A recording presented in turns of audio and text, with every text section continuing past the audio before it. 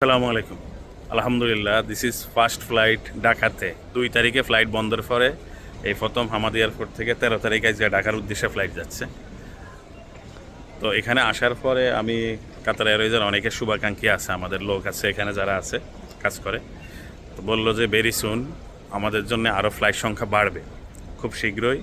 হয়তো আজকে 13 তারিখ, মার্চ মাসের আজকে 13 তারিখ, ধরেন 17, 18 বা 19, 20 তারিখের দিকে আমাদের জন্য ঢাকার আরও ফ্লাইট অ্যালাউ হবে, আরও বেশি ফ্লাইট চলবে।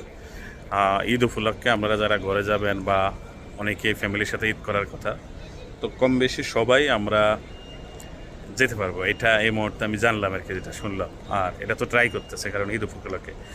ইনশাআল্লাহ দোয়া করবেন, দোয়া রইলো। এই মুহূর্তে হামাদ এয়ারপোর্টে আসি, বাজে হইলো 8টা 17, 10টা 20-এর ফ্লাইট। তো সই সালামতে যাওয়াটা হইলো সবচেয়ে বড় ব্যাপার, কারণ জানাই তো যুদ্ধকালীন সময়, এই সময় সমস্যার শেষ নাই। আসসালামু আলাইকুম, সেই পর্যন্ত দোয়া প্রত্যাশী।